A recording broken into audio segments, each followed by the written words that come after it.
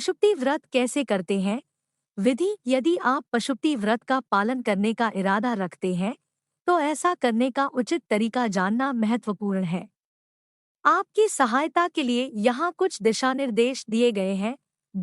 पशुपति का व्रत लगातार 5 सोमवार तक करना चाहिए और उद्यापन के बाद ही इसे बंद करना चाहिए। पशुपति व्रत का पालन करने में पहला कदम पूजा करना है। सोमवार के दिन सुबह स्नान कर स्वच्छ वस्त्र धारण कर पूजा की थाली और कलश लेकर मंदिर जाएं। थाली में चावल, लाल चंदन, फूल, प्रसाद, बेलपत्र और पंचामृत जरूर रखें। इन वस्तुओं को चढ़ाने के बाद आप कलश के जल से भोलेनाथ का अभिषेक कर सकते हैं।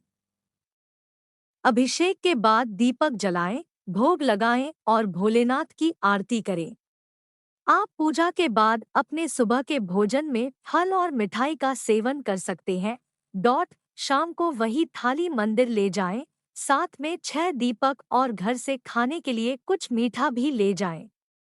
मंदिर में घर का बना भोग लगाते हुए 6 में से 5 दीपक जलाएं।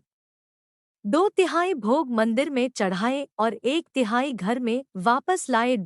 पूजा करते समय भोलेनाथ से अपनी मनोकामना व्यक्त करें और उनका आशीर्वाद मांगे। घर में प्रवेश करने से पहले दरवाजे पर दीपक जलाएं और भोलेनाथ का स्मरण करें। इसके बाद ही घर में प्रवेश करना चाहिए। पशुपति व्रत के नियम। भगवान शिव के पशुपति व्रत के अपने अनोखे नियम और तरीके हैं, जिनका भक्तों को पालन करना चाहिए। इस लोकप्रिय उपवास को शुरू करने से पहले इन दिशानिर्देशों को समझना आवश्यक है। भक्तों को ब्रह्मा मुहूर्त के दौरान उठने और स्नान करने के साथ साथ साफ कपड़े पहनने के महत्व को याद रखना चाहिए।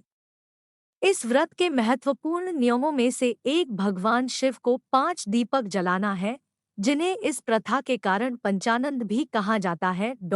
इसके अलावा इस व्रत को 5 सोमवार रखने की प्रथा है, जिसके दौरान भक्तों को मंदिर में जाकर भगवान शिव की पूजा और अभिषेक करना चाहिए। मन और मुख दोनों से श्री शिवाय नमस्तुभ्यम का निरंतर जप करने की सलाह दी जाती है। यदि भक्तों को लगता है कि शिवलिंग के आसपास के क्षेत्र को साफ करने की आवश्यकता है, तो उन्हें पूजा के लिए सभी सामग्री, बेलपत्र और जल चढ़ाने से पहले सफाई करनी चाहिए। भोलेनाथ को चढ़ाने के लिए थाली में रोली, चावल, फूल, फल, बेलपत्र और प्रसाद जैसी चीजें लाने की सलाह दी जाती है। पशुपति व्रत की कथा। शिव महापुराण और रुद्र पुराण में कई बार उल्लेख किया गया है कि पशुपतिनाथ जी की कथा सुनने से एक भक्त को उसके पापों से मुक्ति मिल सकती है, वह अपार सुख प्रदान कर सकता है और उसे शिव का प्रिय बना सकता है। किंवदंती है कि एक बार जब शिव एक चिंकारा के रूप में ध्यान कर रहे थे, तब राक्षसों और देवताओं के संघर्ष के कारण तीनों लोकों में अराजकता फैल गई। देवताओं ने महसूस किया कि केवल शिव ही समस्या का समाधान कर सकते हैं और उन्हें वाराणसी में उनके ध्यान से जगाने गए।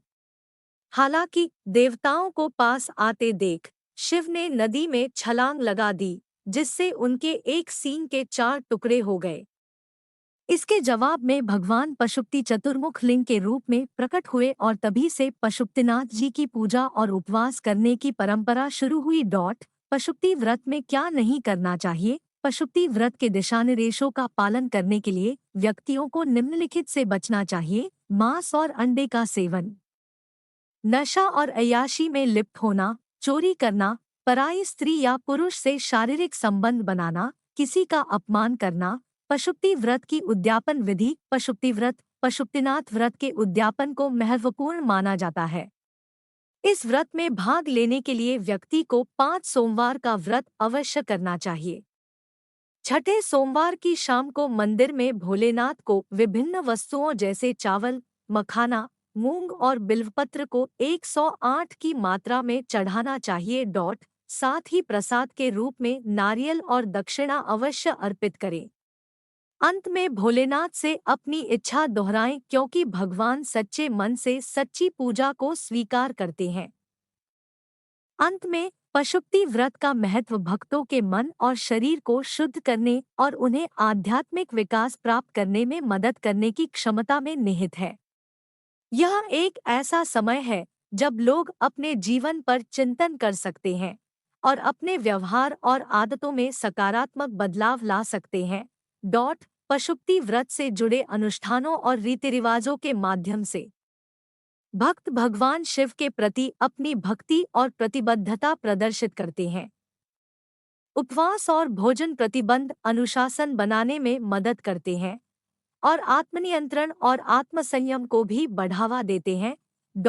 कुल मिलाकर पशुपति व्रत आत्मनिरीक्षण, प्रार्थना और आध्यात्मिक विकास का समय है।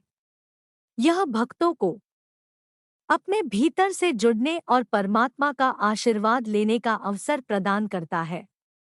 इस व्रत को करने से व्यक्ति शांति और संतोष की भावना का अनुभव कर सकता है और भगवान शिव की दिव्य शक्ति में अपना विश्वास मजबूत कर सकता है।